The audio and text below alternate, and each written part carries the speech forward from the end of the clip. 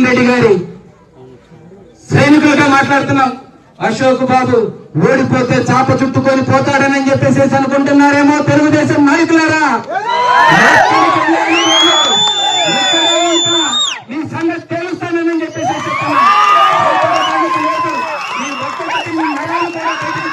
మీరు చేసే తప్పులన్నీ బయటకు తీస్తామని చెప్పేసి చెప్తాను. ఒక్క మనిషిని ఆపితే సరిపోతుంది అనుకుంటున్నారేమో. లేదు, ఖచ్చితంగా ఒక సైన్యం తయారవుతుంది వేమూరు నియోజకవర్గంలో.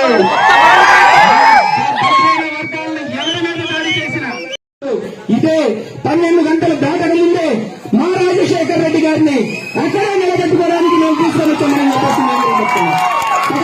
మీరు ఎంతమందిని తగలబెడతారు, ఎన్ని విగ్రహాలను తగలబెడతారు, మనుషులు ఎంతమందిని తగలబెడుతున్నారని చెప్పేసి అడుగుతా ఉన్నా.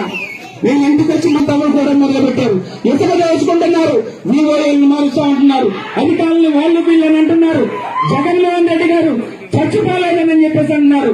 చెప్తున్నా, తెలుగుదేశం నాయకులకు చెప్తున్నా, ఎక్కడ వైఎస్ఆర్ కాంగ్రెస్ పార్టీ ఈ రాష్ట్రంలో వేడిపోయిందేమో కానీ చచ్చిపోలేదని చెప్పేసి చెప్తున్నా. ఈ నియోజకవర్గంలో వరకు అశోక్ బాబు ఓడిపోయాడేమో కానీ చచ్చిపోలేదని చెప్పేసి చెప్తున్నా.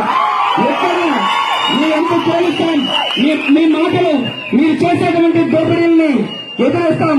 వాటిని ప్రతి ఒక్కటి కూడా బయట పెట్టాలని ప్రతి గ్రామంలో ఏ చెరువు తవ్వుతున్నారో చెప్పండి, ఏ